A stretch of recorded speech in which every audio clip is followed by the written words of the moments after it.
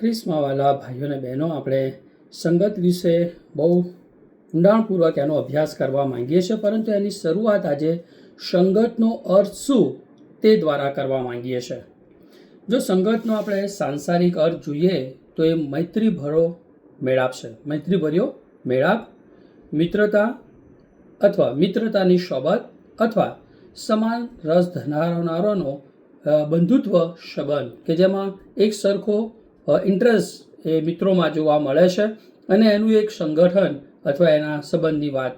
તો કેટલાય કહે છે કે એક જ વહાણમાં બે વ્યક્તિઓ, પરંતુ મિત્રો આ ખોટું છે.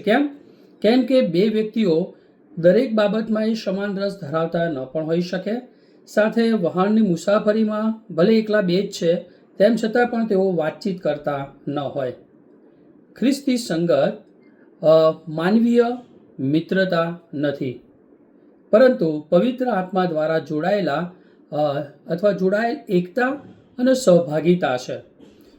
જેઓ એકબીજાને સાથે પ્રેમ કરે છે, વિશ્વાસ છે, પ્રાર્થના છે અને ઈશ્વરના વચનમાં એ લોકો જોડાયેલા છે.